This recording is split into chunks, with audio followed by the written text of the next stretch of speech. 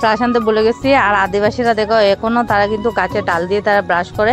আর আগে কিন্তু ব্রাশ ছিল না, সবাই গাছের ডাল দিয়ে মানে ব্রাশ করতো। আর আমিও আদিবাসীর মতন ব্রাশ করতেছি আশেপাশে।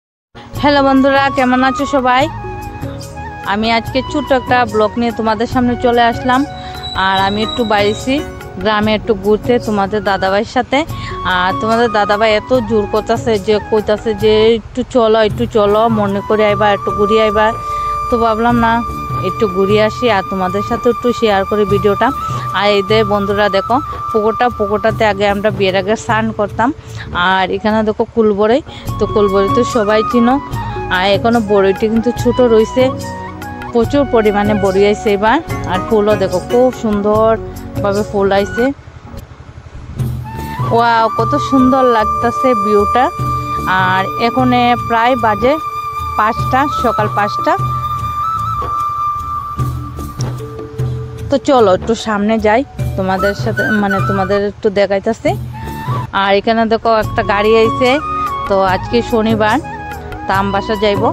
আর এখানে দেখো খুব সুন্দর ভিউ আইতাছে। আর এদিকে দেখো এই যে টিলার উপরে ধোয়া উঠতেছে, মনে করে তারা রান্না বসিয়ে দিছে। এই দেখো সকালবেলা। আর চারিদিকে শুধু সবুজ গাছ আর গাছ।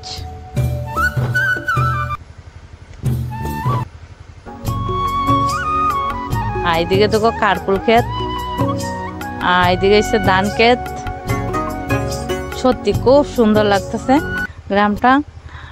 আর এখানে দেখো হাঁসগুলো সকালবেলা স্নান করতেছে, একদম নিঃস্বাধীনভাবে তারা স্নান করতেছে, খেলা করতেছে। আর এদিকে আমি বইয়ে দিছি, কারণ হাঁটতে হাঁটতে প্রচুর ব্যথা করতেছে কোমরে, তখন না একটু রেস্ট করে। আর এখানে দেখো স্কুল মাঠটা খুব সুন্দর। তো সকালবেলা খুব সুন্দর লাগতেছে। আর আমার কোমরে প্রচন্ড